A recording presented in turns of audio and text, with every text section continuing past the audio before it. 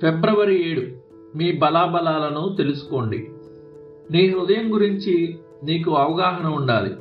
నీ గురించి నీవు ఎంత బాగా తెలుసుకుంటే నీపై సాతాను పన్నే కుతంత్రాలను అంత బాగా పసిగట్టగలవు. పరలోకంలో కానీ నరకంలో కానీ జరిగే ప్రతి విషయం క్రీస్తు హస్తాల గుండానే వెళ్ళాలి. తండ్రికి తెలిసిన సమస్తం కుమారుడైన యేసుక్రీస్తుకు తెలుసు. తన భక్తులు ఈ లోకంలో తెలుసుకోవాల్సిన ప్రతి మర్మాన్ని ఆయన వారికి బయలుపరచడానికి సిద్ధంగా ఉన్నాడు. యోహాను సువార్త 15:15. మనం రాజకీయ కుట్రలు అధికంగా జరిగే రోజుల్లో ఉన్నాం. దేశ రహస్యాలు కేవలం ఉన్నత పదవుల్లో ఉన్న కొందరికే తెలుస్తాయి. మిగిలిన వారికి వార్తాపత్రికల్లో వచ్చే సమాచారం తప్ప మరేమీ తెలియదు.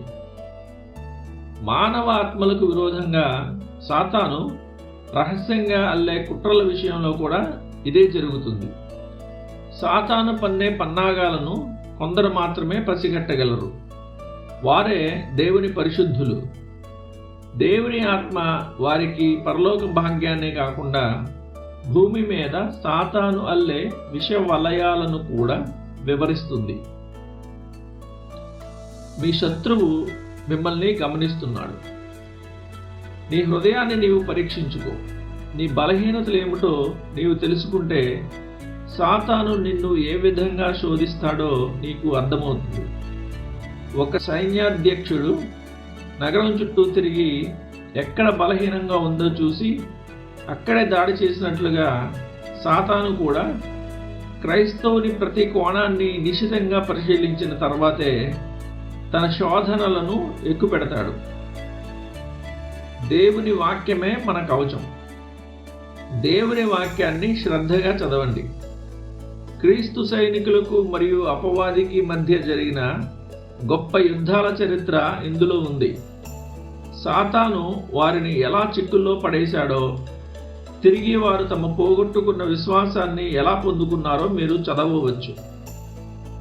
వాక్యం యొక్క శక్తి. మిమ్మల్ని పడగొట్టే ఏ దురాశ అయినా వాక్యం ద్వారా బయటపడుతుంది. ఏ శోధనైనా ఎదుర్కోవడానికి కావలసిన ఆయుధాలను దేవుని వాక్యం మీకు అందిస్తుంది. మార్టిన్ లూథర్ ఉదాహరణ. ఒక వ్యక్తి మార్టిన్ లూథర్కు విషం ఇచ్చి చంపాలని ప్లాన్ చేశాడు. కానీ ఒక నమ్మకమైన స్నేహితుడు ఆ హంతకుడి చిత్రాన్ని ముందే పంపి లూథర్ను హెచ్చరించాడు.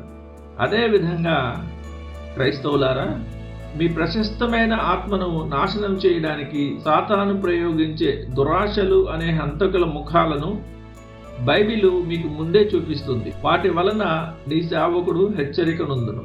కీర్తనలు 19:11.